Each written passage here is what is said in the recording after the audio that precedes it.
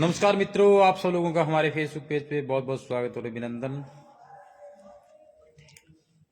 काफी दिनों से थोड़े बिजी थे, लगभग एक हफ्ते से आउट ऑफ स्टेशन में गया हुआ था।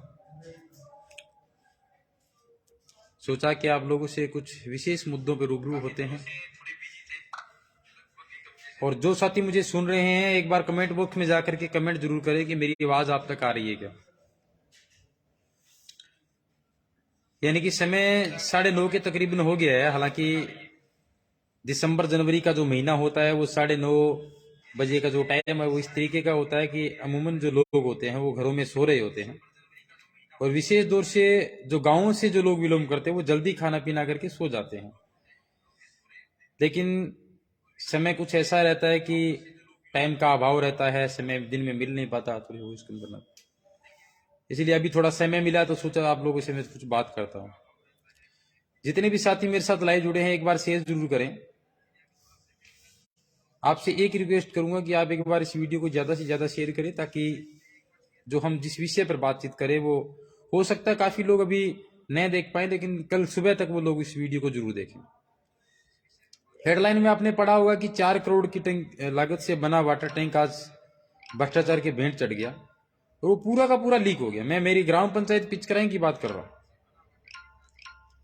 मुझे 2 दिन पहले सूचना मिली, एक साथी ने सोशल मीडिया पे डाल रखी थी कि हमारे पानी सप्लाई की जो टंकी है वो काफी समय से डैमेज है और इसमें ठेकेदार जो है वो बड़ा घोटाला कर गया।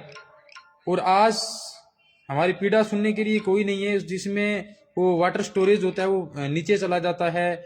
अंदर से उनका जो थल्ला है वो कमजोर है, बाहर से इनकी जो निपाई वगैरह की गई वो कमजोर है। यानी बनाने के 6 महीने के अंदर ही रिपेयरिंग का काम शुरू किया गया था। एक बार पुनर्निर्माण कर दिया और अभी गवर्नमेंट के नियमावली के हिसाब से 5 साल जब तक डिग्गी बनने को हो जाए उसके बाद उनकी वारंटी है वो खत्म होती है। तो अभी तक उनको 5 साल में भी टाइम बाकी है।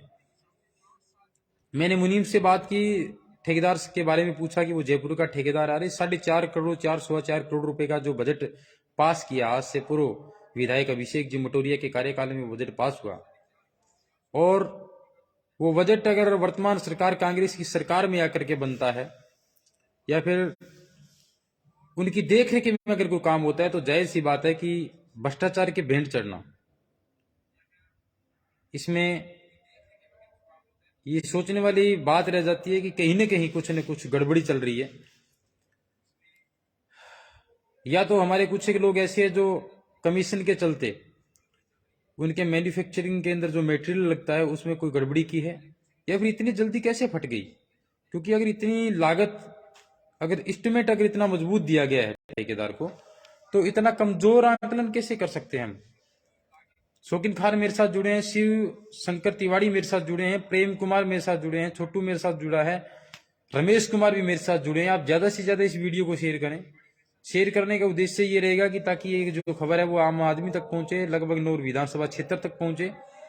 मैं कोई विशेष व्यक्तिगत किसी का नाम नहीं ले रहा, लेकिन दरअसल ये कहना कोई अतिशोक्ति नहीं होगा कि राजस्थान एकमात्र ऐसा राज्य है जो पूरे भारत के अंदर भ्रष्टाचार चरम सीमा पर है। सबसे ज्यादा एसीबी के ट्रेप के जो मामले हैं वो राजस्थान में आते हैं।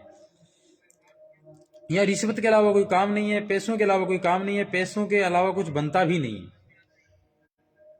तो साथियों ये कोई नई बात नहीं है। आज हम अपने विधानसभा क्षेत्र ग्राम पंचायत पिचकराई के चकसोला अस्त्रा केनन में बने वाटर टैंक की बात कर रहे हैं।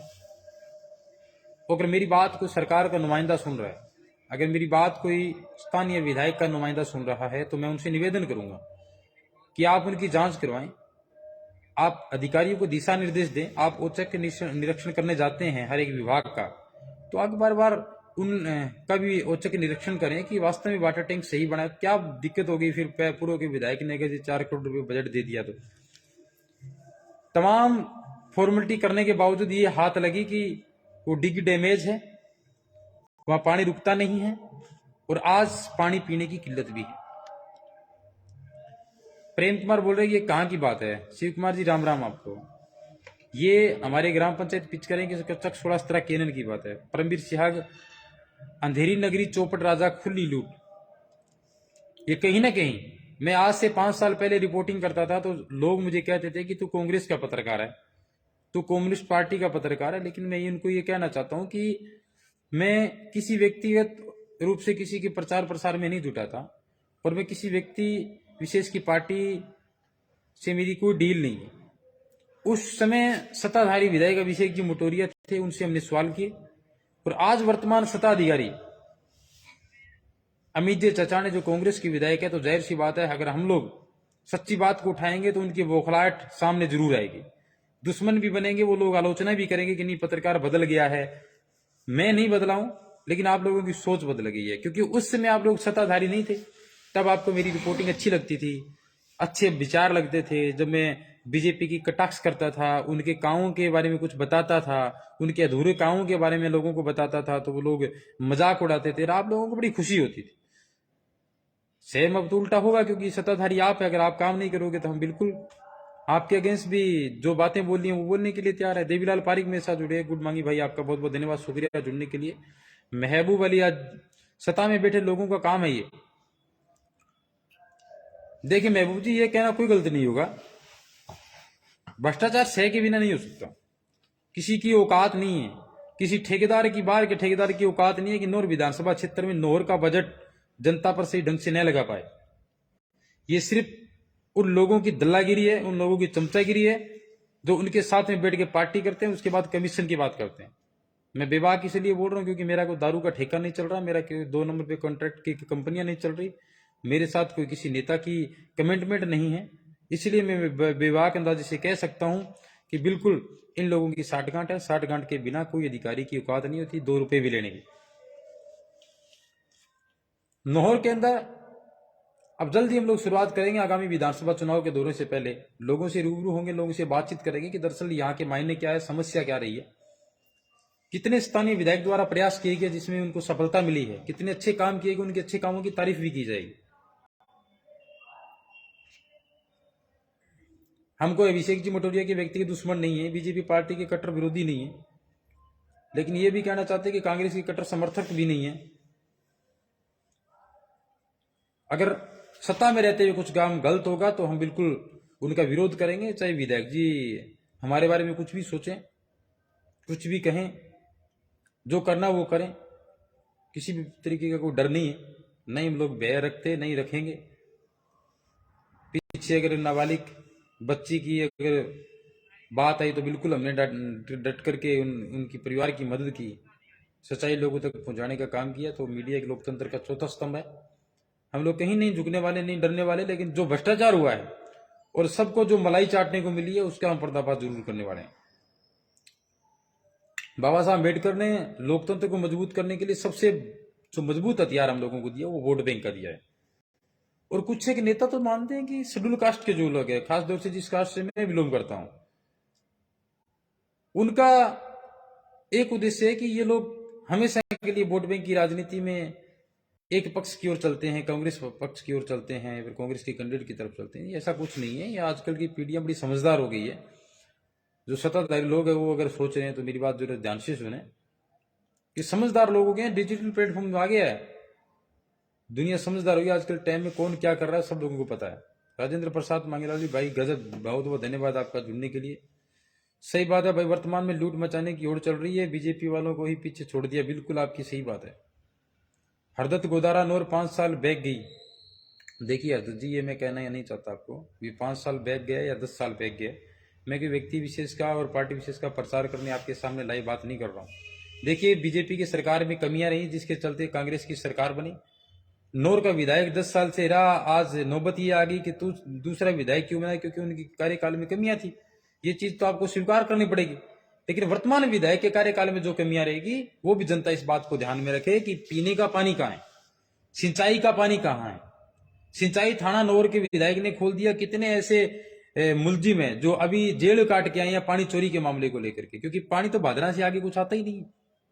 नौर के किसानों को तो पानी मिलेगा ही नहीं, ना पहले भी था ना आज भी है। पहले कुछ मिलता था, आज तो बिल्कुल भी नहीं मिल रहा। प्रेम कुमार चानन भाई राम राम आपको। सुनील बामणिया ग्रेट, बहुत बहुत धन्यवाद। मोदी है तो मुमकिन है। हरि प्रकाश राम राम भैया आपको भी राम राम।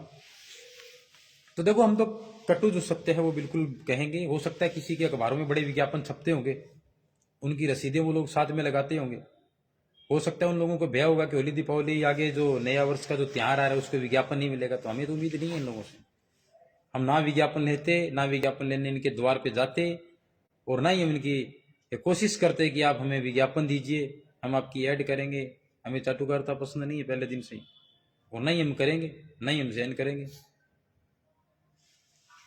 तो ये बात है। अगर कांग्रेस की राज में कुछ गलत होता है तो बिल्कुल हम उनके अगेंस्ट खड़े हैं। बीजेपी की राज में गलत हुआ, लोगों ने नतीजा दिखाया, आईना दिखा दिया, सरकार बदल गई, और इस बार अगर ये कुछ गलत करेंगे तो फिर से वही जनता है, फिर कोई तीसरा मोर्चा ले आएगी। इंदौर में सिंचाई थाना खुल आने से पानी नहीं रुकता, नहर पर होना चाहिए। बिल्कुल आपकी बात सही है, पानी की किल्लत ऐसे ही है अभी तक, ये कहना कोई गलत नहीं है।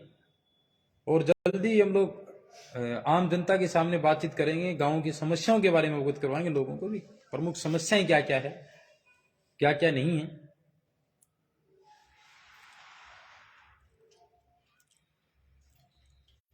और ये मुझे पता है कि कुछ साथी कहेंगे कि नहीं बीजेपी के साथ में कोई बातचीत हो गई क्या, कम्युनिस्टों के साथ कोई बातचीत होगी क्या, लेकिन ऐसा कुछ नहीं है। लेकिन सच के साथ हमेशा रहेंगे, बने रहेंगे, चाहे हमें किसी भी हद तक गुजरना पड़े। और सच हमेशा कड़वा होता है, वो एक कुनीन की तरह काम करता है, उसे पाचन क्रिया हजम नहीं कर पाती जल्दी। सुभाष थोड़ी राम राम भैया, आपको भी राम राम। नौहर अर की सड़क के बारे में कुछ बोलो सर, भ्रष्टाचार हुआ है। अब भाई इनकी एजेंसियां हैं, इनके ठेकेदार है, इनकी सरकार टेंडर देने वाली है, इनके सामने बोलने वाला कौन है? कोई ही नहीं, कोई नहीं है बोलने वाला भाई। अगर कोई बोलने की कोशिश करेगा तो उनका डरा धमका दिया जाएगा। चाटुकारिता करो, चमचागिरी करो, उनके पक्ष में न्यूज लगाओ, बढ़िया तरीके से कोऑपरेट